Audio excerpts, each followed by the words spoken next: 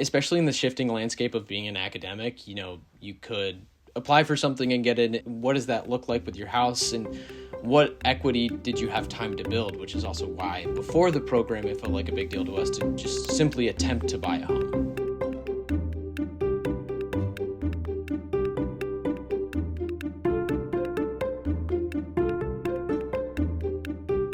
Welcome to the Personal Finance for PhDs podcast, a higher education in personal finance. This podcast is for PhDs and PhDs-to-be who want to explore the hidden curriculum of finances to learn the best practices for money management, career advancement, and advocacy for yourself and others. I'm your host, Dr. Emily Roberts, a financial educator specializing in early career PhDs and founder of Personal Finance for PhDs. This is Season 23, Episode 3, and today my guest is Ethan Muller, a first-year doctoral student in theology at Villanova University. Ethan and his wife purchased their first home outside of Philadelphia at the start of his 6-year program. Ethan shares the details of his and his wife's financial profile, their emotional readiness to become homeowners, and their plans for the home once he finishes his program. After local mortgage lenders were unable to work with him due to his student status and 9-month stipend, Ethan connected with Sam Hogan, who knew exactly how to make the lending process much faster and easier.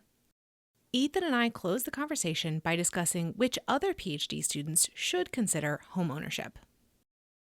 By the way, I'm hosting an AMA with Sam Hogan on Thursday, February 19th, 2026, so that he can answer all your mortgage and first-time homebuyer questions. Sam is a mortgage originator specializing in early career researchers. Anyone who is considering buying a home is welcome to attend, whether that's in the near or far future.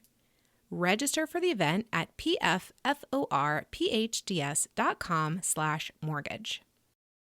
The tax year 2025 version of my tax return preparation workshop, How to Complete Your PhD Trainee Tax Return and Understand It Too, is now available. This pre-recorded educational workshop explains how to identify, calculate, and report your higher education-related income and expenses on your federal tax return. Whether you are a graduate student, postdoc, or postbac, domestic or international, there is a version of this workshop designed just for you. While I do sell these workshops to individuals, I prefer to license them to universities so that the graduate students, postdocs, and postbacs can access them for free. Would you please reach out to your graduate school, graduate student government, postdoc office, international house, fellowship coordinator, etc., to request that they sponsor this workshop for you and your peers? You can find more information about licensing these workshops at pfforphds.com/tax-workshops. Please pass that page on to the potential sponsor. Thank you so much for doing so. You can find the show notes for this episode at pfforphds.com/S23E3. Without further ado, here's my interview with Ethan Muller.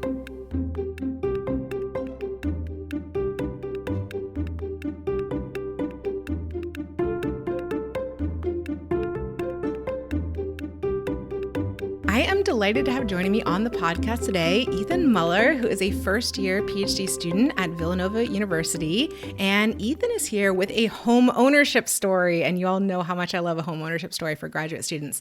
So that's our topic for today. We're going to get into all the dirty details. So Ethan, welcome to the podcast. Will you please introduce yourself a little bit further for the audience? Yeah, thanks for the kind introduction. My name is Ethan. I'm a first-year doctoral student at Villanova, Pennsylvania, which is wonderful. It's right outside of Philadelphia.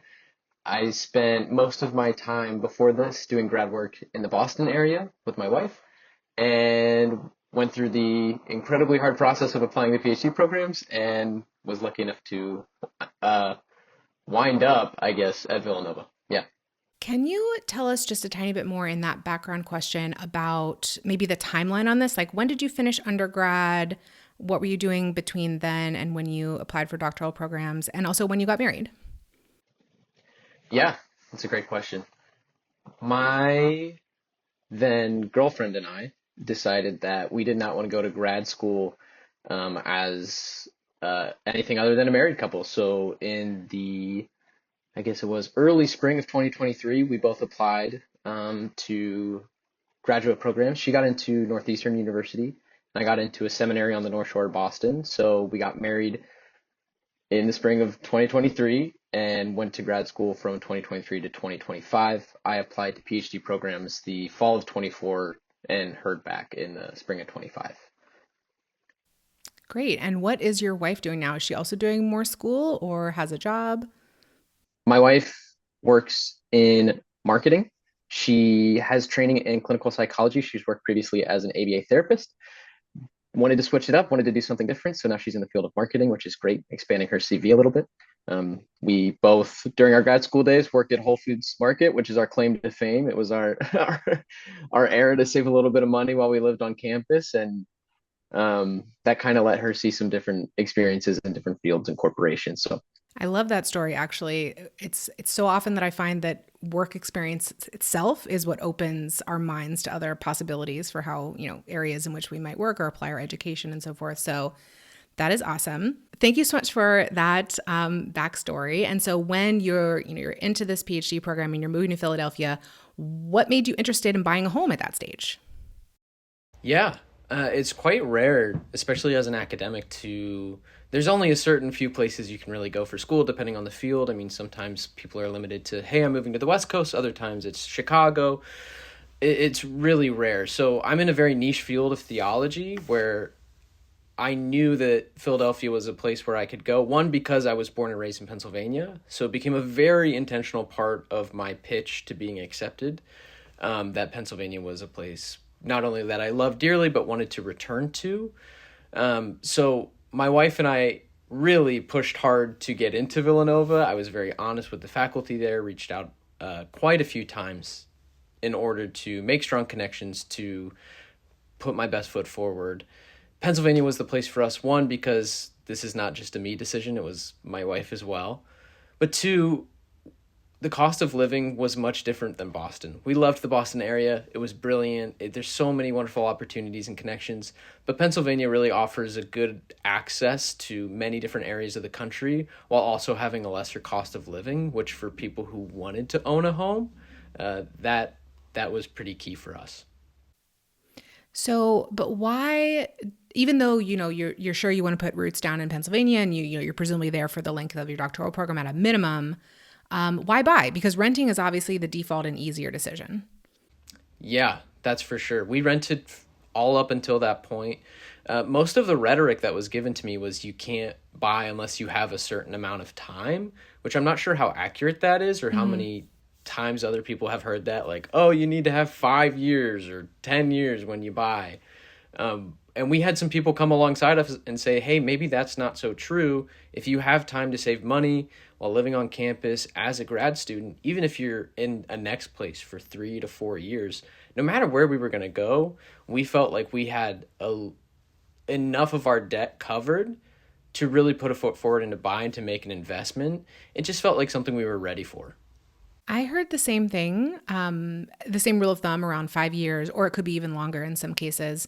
And I agree that that is off-putting for a lot of people starting a PhD program because it could be only 5 years, or it might be a little bit less, or it might be a little bit more, and we just don't know. But I agree with you that it's actually much more nuanced. And that first, I mean, as a rule of thumb, it's fine, but you always have to take a rule of thumb and then go into your specific market and your specific situation and really drill down into that. And the other thing is that rule of thumb really comes from the transaction costs of buying and selling within a short period of time, and how likely it is that the appreciation of the value in your home is going to overcome those very high transaction costs. Very legitimate question. But the kind of corollary to that is like, well, maybe you don't need to sell the home just because you finished your doctoral program. Like, one, maybe you'll stay in the area. You'll still use the home. Two, maybe you'll decide to rent it out. Like, just because you finished your program doesn't mean you actually have to sell and incur those transaction costs. Anyway, probably some things that you were also thinking about when you were making this like evaluation. Yeah, one of the things for us was it's whether you're there for 3 years or 4 years, it doesn't have to be a 3 or 4 year investment. The investment of the house can last much longer than that. And I think in the shifting world of academics, as we saw, especially with Zoom, there was capacities to have an academic role while being in a singular area. So even though, who knows what's happening with education as a whole nowadays, we knew that my wife and she could find a job that was remote. I could find an academic job that was remote. So putting down those roots and investing in the house seemed more probable than, let's say, 10 years ago. I totally agree. Yeah, thank you for bringing up the changing work norms that we're dealing with. And yeah, you're not the first person as an academic who I've spoken to who is either working remotely or open to working remotely, within their roles. You mentioned that you had been in a master's program. You were also working at Whole Foods. You, of course, have your wife's job and your stipend offer from your doctoral program. So putting that all together, what was your financial profile that you kind of presented as a prospective homeowner?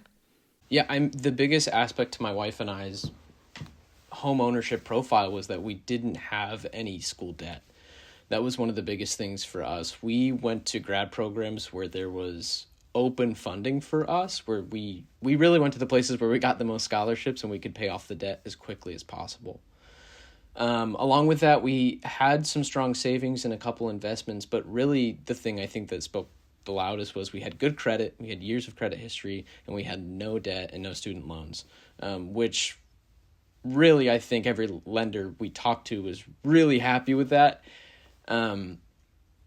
because you don't realize that the common norm, at least for a lot of academics and a lot of my friends, has been there's so much debt and there's so many things that can get in the way of putting down a down payment or even just paying for an appraisal and things of that nature.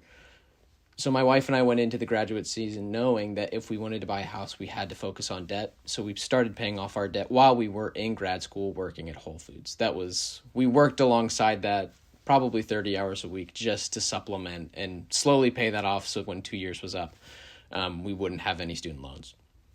So if you don't mind, when did you acquire the student loans? Was it only from undergrad and you managed to, so just from undergrad. So that's great. So you were in your master's programs, you had your offers from there, whatever the funding packages were, plus you were working 30 hours per week on top of that. And that's how you managed to repay the prior debt. Yes. It's a hard road. It's a hard road that I'm sure many other people in grad school and doctoral programs feel as well. But I also think it's really important that when you're in these big metropolitan cities for academics, there are part-time jobs that are really accessible. Whole Foods has a great starting rate. They started me off at $18 an hour with zero experience and gave a discount. So there's ways that you can make things work. Then tell me a little bit more about your income, if you don't mind. Yeah, absolutely. Because you have a 2-income household and we're talking about Philadelphia. So how much are you guys making together or individually? Yeah, so my stipend is a 9-month stipend. I know each school does it differently. These things fluctuate, but I'm at $30,000 for 9 months. And then the summers, there's still coursework and things of that nature, but you do have a capacity to go and get a job or just internships, different funding at the school. My wife works in marketing. She's around 45, I would say, 40 to 45, depending, because, there's incentives and different qualifications for that. So all around, we're probably $70K a year on a good year. So we are a little bit outside the city of Philadelphia. That's one of the beautiful things. I go on the turnpike for a little bit and I can get to school, which is very, very nice. One of the benefits to doctoral work. So we are in a more rural area that has less living costs than downtown Philly would. Let's talk about that home selection, and the location is certainly part of it a little bit. So you have, around $70,000 that you're able to demonstrate on your paperwork that you're going to be earning in a year. And so what price, because I haven't even kept up with it. I know interest rates are kind of shifting now. So what price range does that enable you to buy in? And then what did you ultimately select and, share whatever you would like to about the home that you actually purchased? Most of the homes in our area, which is central Pennsylvania, is a very interesting real estate area because it's low inventory but high demand. So things go very quickly and they're normally listed at a premium, which is similar to a lot of places nowadays. We were looking in our top number was 330,000. That was the max that we could do. And now things depend. Are you working is the price more loose? Is it going to sell quickly? There's all these things that go into it. we ended up buying at that price, which was good for us, but it was also a place where if we were going to spend the extra money, it had to be move-in ready, and it wasn't necessarily a flip sort of investment. We were able to secure a house within a day. It was only up for a day, very competitive market. We had to see it the day of for $330,000. So Yeah. So of the down payment, you don't have to give me the exact figure, but was it in like the 3 to 5% range of like the minimum for a conventional loan, or was it like higher than that? it was very interesting. So the sellers of the house wanted a really high earnest money deposit. So it felt larger on the earnest money deposit end. I think the earnest money deposit was somewhere around 3%. And the total down payment ended up being, I think, 7%. Interesting. I understand that you ended up working with my brother, Sam Hogan, for Yes. your loan, and that's how we got connected. But I'm wondering, you told us you make $30,000 over 9 months. Is that W-2 income, or is it fellowship, or like what's the reporting like nature of the stipend? Yeah, that's a great question and something I had to figure out early on when I reached out to lenders. I am an employee of Villanova University, which is very helpful. I would say to anyone who's applying to programs or once you get in, you can immediately reach out and ask HR what your status will be. Villanova is really student focused and friendly, where they made sure, based on doctoral students' complaints and questions, so forth, that they were employee status and not just independent contractors, which was very helpful. So it is W-2. Okay, I know that makes it so much simpler for lenders, but I'm wondering why you ended up working with Sam, who kind of has like a specialty in this area. Did you have trouble working with local lenders? Like what went on that front? Yeah, local lenders were incredibly friendly, but not always well versed in my situation. I didn't run into any bad people, but I was forced to go online and somehow, find this podcast and then find Sam. And Sam was incredibly helpful and knew exactly what he needed from me. A lot of other lenders, I spent a lot of time trying to say, this is the situation, these are the documents I have, this is what I'm trying to qualify myself as. And they were wanting to reach out to the school, reach out to different people in my program, and reach out to me a lot of the day. Sam already had a checklist of what he needed and how he was going to get it done, and it went very smoothly. So the local agents and lenders were great, but it was quite complicated with them. So you were kind of having to educate them about what the situation is, whereas Sam already deals with this day in and day out, and he knows what's going on. Was it the 9-month stipend that was like giving people some pause? Yeah, a lot of people, because it wasn't 12 months and because it wasn't medical. That's one of the things I ran into as well. I'm in a humanities field, which I think some lenders, and rightfully so, see as a bit more volatile. It was brought up at one point that it was an issue that it wasn't for a MD or a medical doctor that they wouldn't be able to sponsor or help with. So there was a slew of things that I ran into in which people were hesitant to lend. Mm-hmm. Yeah, they didn't have like a box that you fit in like neatly. Yes. But Sam's very familiar with all of this. So yeah, I'm really glad to hear that he had like the checklist. He was able to like move quickly and everything. Is there anything else you want to say about the process of like securing the loan, or like any of the contract period, or just anything else about the home purchasing process? With the home purchasing process, I think sometimes, especially as an academic where most people are tight on money, I would say make sure you know what you have. It was often for me where your agent is asking you, are you okay with this? Are you okay with that? And if the home buying process is quick, know what your yes lines and no lines are. Know what's uncomfortable, know what is uncomfortable. Even with Sam was great helping us wait for a good rate. Just waiting for a good rate nowadays is incredibly hard and can be very stressful. So knowing for you, this is the last day I want to lock my rate, this is the last day I want to worry about this. It just sort of having a strategy and not,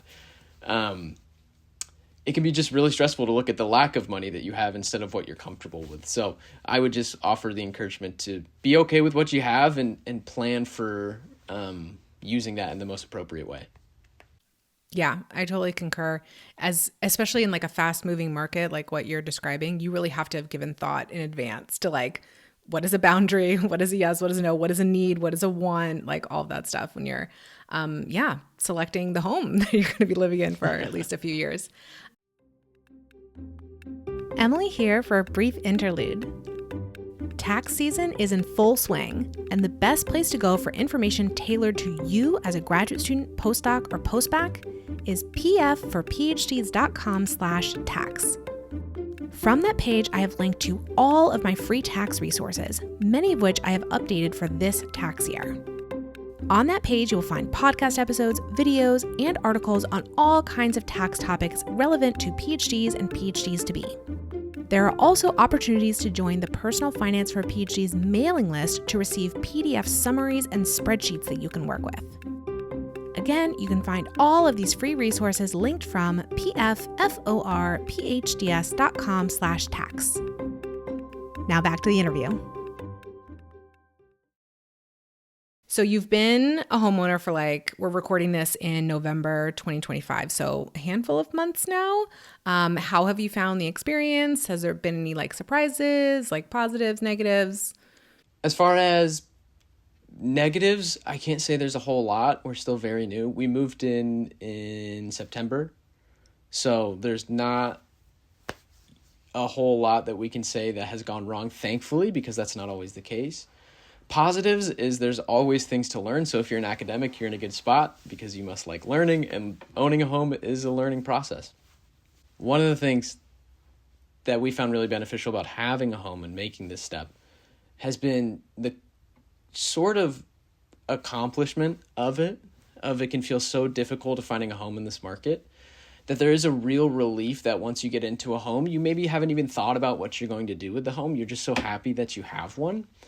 And I think one of the positives is once you get into the home, it really is an anchor and something to be proud of and something to hang your hat on that you went through the process, because it's so multifaceted, and a lot of it was out of my vernacular. Interest rates and I didn't know what an earnest money deposit was if you asked me 12 months ago. There's a lot of that you can accrue, and I think it makes you well-versed to help other people, but also look, whether it's time for your next house, I feel so much more capable in reaching out to lenders and agents, and even with my own finances, it makes you dive deeper into sort of your whole inventory of knowledge. Yeah, that's very true. And we touched on this a little bit earlier, but do you anticipate this home to be something that you live in just while you're in graduate school? So do you definitely see yourself moving at the end of it? Do you definitely not see yourself moving it? Are you open to multiple possibilities? It certainly sounds like you want to stay in the area, but what about this specific home? For the specific home, it is a 4-bed, 3-bath. Now it's technically 2.5 bath. I think they bumped that number up on Zillow for the looks of it, but it has space. So one of the things that we'd always consider is this could be more of a investment property in the sense of it was not perfect, but it could use some cosmetic updating. So when we sell it, we certainly could do some things in that realm. We'd love to stay in the house. I'm in a 6-year program, so at least for that long. Outside of that, Pennsylvania is a good area for postdoc research as well. I'm not going to try and predict where I'm going, but it's in a good area. It's in a growing area. We felt like if we bought this house in 6 years, this area will still have a lot of people looking for a home, especially single family residents. So we feel comfortable that no matter which way it goes, we're just going to put as much cosmetic work into the home as possible and move on from there. So it sounds like you have a happy scenario. If you end up staying longer than 6 years, that's great. You've made a choice that probably will work for that situation. Or if you end up leaving after 6 years, that's all. You've also thought through that scenario. This is something I was exposed to when I read the First Time Home Buyer's Handbook, I believe is the title, and it's by Mindy Jensen and Scott Trench over at Bigger Pockets. It's in the introduction or chapter 1. First thing I learned in the book was think through the possible outcomes. You live in the home forever. You sell the home. You move but rent out the home. Are you making a selection that you are happy with no matter which of those scenarios it ends up being? So if you know for sure that one of them's out, that's okay, but are the other couple of possibilities you're set up to do that? Because obviously, like you said, there are some properties that would not make a good rental property that you would pretty much have to either stay in forever or sell. And that does, of course, limit your options. So it sounds like you were thinking through all those possibilities. Yeah, the versatility to us was a really big deal. We wanted something that, if it is an investment, it's going to have the widest exposure to helping us in the future as possible, especially in the shifting landscape of being an academic. You could apply for something and get it in New York. What does that look like with your house, and what equity did you have time to build, which is also why before the program it felt like a big deal to us to just simply attempt to buy a home. Yeah, absolutely. I mean, if your finances are ready, like yours were, you had repaid the debt, you had some savings, you had on paper your offer letters and so forth, like that is ready. Of course, not everybody, even if they want to buy a home during graduate school, would be ready to do so right at the beginning. But I agree, like as soon as you are able to, the more time you give yourself, the better. As you've been entering into your graduate program and meeting other people, have you met any other homeowners in your graduate program or in other programs at Villanova? There are a couple. In graduate programs, there is a nice mess of people from different stages in life. There are a few, there's a few I would say in my generation, to keep that as classy as possible. But there are not a lot. And I think a lot of the times when I've talked to people about buying a house, the question isn't necessarily how did you do it, it's how did you start? Because I think people feel really intimidated by the idea of doing so. And it's not that they have a lack of capacity to do so. It's just, it is a really overbearing process. And having someone else who has done it can just feel like a good encouragement to them. So not a lot of people, but definitely people that are interested in doing so. Well, I'm glad you're, available as a resource, of course, to your peers to give them your tips and what you learned through the process. And I'm glad that you came on this podcast to cast a wider net of like, hey, maybe it's possible for you. Like it is a project, but it's not like too onerous. It just depends on whether you're financially and emotionally kind of ready for that, which definitely sounds like you were.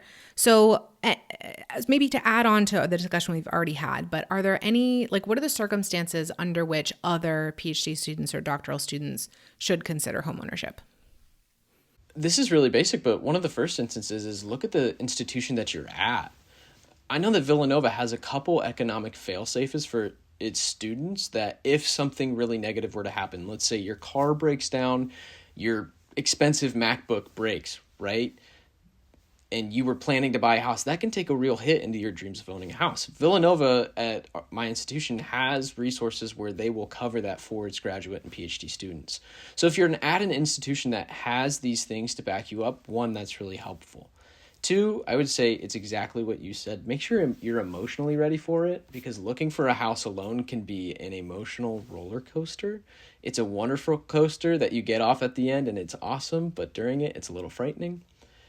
And then third, I would say if you feel that you can keep up with your debt, that's the biggest thing. If you can continue to make payments, if it's dwindling, if you feel comfortable with the payment, what kind of payment you would be comfortable with, those would be the big three things. Your institution, your emotions, are you ready to buy a house? Is that something you want? Is that what the people around you want?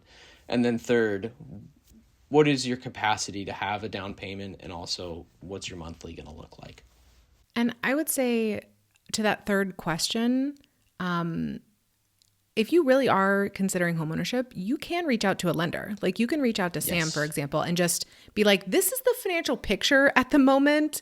Am I ready to buy? In what price range would I qualify for? And a lender, of course, will give you that information, but they might also say to you, hey, your application is going to look a lot stronger if you clear, your credit card debt. There may be some things they can suggest you of like, maybe work on this first. Student loans, I know you paid yours back. Student loans are less of a heavy weighted consideration, especially if they're currently in deferment. So I would say if your only debt is student loans, like go for get what the picture is, but like that may not hold you back as much as an equivalent amount of another type of debt. I guess I'll put it that way. Yeah. Like if you had a car loan or, some other things going on like that. So like, yeah, it's never too early to just say, what would I qualify for right now? Okay, if I cleared my credit card debt, if I did this, then what would I qualify for? And maybe come back in a year or whatever when you've had a chance to work on those items within your financial profile. Yeah, that's a great point. And thanks for the clarification. I think with that, I would say reach out to multiple lenders. One of the first lenders I reached out to said, hey, you're not going to be able to buy a house in the central PA area for at least 2 years. And it was very defeating and very strange. And I just felt the need to maybe get a second opinion. So I would say reach out to, maybe if you don't find an answer completely satisfactory and you want to double check where you stand with a certain lender, reach out to a different one, see what they say. And if you get similar feedback, go from there. Yeah, I would say especially if those early answers are limiting or like telling you can't reach your goal, like keep asking because frankly, some PhD students will receive the answer of we don't lend to people with your type of income or we don't lend to students or, you know, kind of what you were hearing. Oh, well, if you were a medical student, it would be different. But in this scenario, we don't do. So you may hear some of those answers. So like you said, always get, I would say minimum 3. Talk to at least 3 different lenders, get 3 different quotes. Let Sam be one of them because he does have a specialty in this area if you are a grad student or a postdoc, that kind of thing. But still, you know, there's always a possibility that in your local area, maybe you will find a lender that deals with students or deals with postdocs all the time. And like they have that checklist like Sam did, like they may be more familiar. It just very much, you know, could be dependent on your individual housing market. Yeah, absolutely. And Sam, again, just to speak to Sam was wonderful. And not only that, but Sam immediately took the pressure off me to try to validate my situation. And he could speak the language and immediately asked, hey, I know you're going to have a statement from your acceptance letter of how much you're going to make each year. Can you send that to me? And in my head, I was thinking, well, how does he know that? Like he just read my mind. That's wonderful. So having someone with that expertise is really helpful. Mm-hmm. At least, yeah, one area of the buying process that doesn't have to be like quite so onerous. Like working with an experienced real estate agent who loves working with first-time home buyers. Like that's another real huge like asset in your corner if you can find someone like that. Yeah, finding a good real estate agent, they are worth their weight in gold. And I think you hit the nail on the head. There is a lot. I didn't realize some real estate agents do not enjoy working with first-time home buyers. And that is more of a burden to them because first-time home buyers are going to look at more houses and investigate different things and not know what they want. So I think that's a great point. Well, Ethan, is there anything else that you'd like to add about this whole journey before we ask our final question? Yeah, I just want to echo something you said earlier, which I think was really sound advice, which is just keep asking. Even if you don't feel like you're prepared to buy a house, but you have that desire to, reach out to a lender. Ask them what your situation is. That's very similar to what we did. Yes, we didn't have a lot of debt, but we also did not have a lot of income. During the summer, I wasn't working. I hadn't worked for a while. My wife and I had never worked 2 jobs at the same time until this fall when we bought the house. So at that time, we were on one income, and it was not an exuberant amount of money, but it was still possible. So I would just offer an encouragement, ask, and you don't know what doors could open or close. And just, we sort of touched on this, but like you can go to a lender with your offer letter. Like you don't have to wait for your first paycheck to arrive. I'm trying to remember. I know Sam and I have talked to this before. It's either 2 months or 3 months in advance of your start date. You could get a loan based off of your offer letter. So it's not too early if it's, the summer before you're going to start, a PhD program in the fall. Like if you have that offer letter in hand, you can start those conversations for sure. Yeah, that's a great point. Okay, Ethan, we will wrap up with the final question that I ask of all my guests, which is, what is your best financial advice for another early career PhD? And it could be something that we've touched on in the interview already, or it could be something completely new. I would say reach out to your schools for as many financial opportunities as possible. One of the reasons that I had this opportunity was I bugged my school to see whatever funding I could receive at any moment. And I think as much as we want to focus on buying the house, there are opportunities at the university you're at where there are dollars that are waiting to be used. No matter what field, what department, there are opportunities. And I think having that, just a season where maybe you get a scholarship you didn't know was coming, can really, really help your chances to get a house and make you feel more confident in going through that process. So I would say reach out to your institutions about funding that may be available to help you in any way, shape, or form, whether it's health insurance subsidy, whether it's a reimbursement for classes or textbooks. Use those tools to your advantage while you're looking to buy a house. Love that advice. And I know I talk with a lot of administrators, and it really is the case that there is funding available that sometimes goes unallocated just because they didn't know where to direct it to. So like, ask your advisor, ask your director of graduate studies, anybody on your committee, just like all the appropriate people within your orbit. Is there something I could be applying for? Is there money available? Like, what do you think I'm a good candidate for? Especially if you are anything below fully funded as a graduate student. I mean, even if you are, you can still ask, but if you're below fully funded, then for sure have those conversations. Then they should be expecting them, frankly, because if you're not fully funded, then they should be expecting that you're looking around for more opportunities. Yeah, absolutely. Especially if you're not fully funded, there's a honor system there where they should be bringing you funding opportunities, I would think. Yes. Okay. Well, Ethan, thank you so much for joining me on the podcast today, and congratulations on your home purchase. Thank you so much. I appreciate all you do for people who are in precarious academic situations looking for houses. We really appreciate your encouragement and the wealth of knowledge you bring. So thank you. Awesome. Thanks.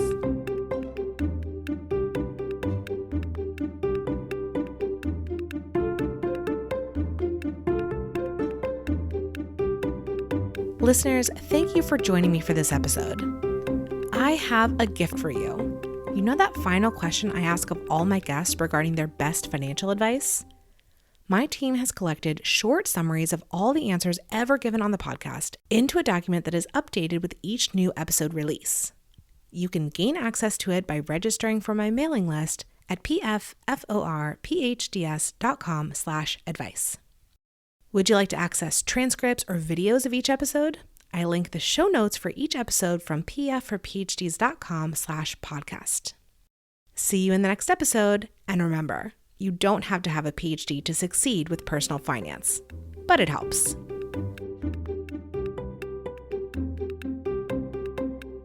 Nothing you hear on this podcast should be taken as financial, tax, or legal advice for any individual.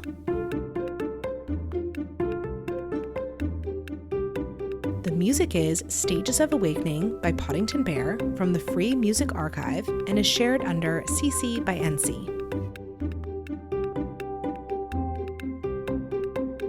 Podcast editing by me and show notes creation by Dr. Jill Hoffman.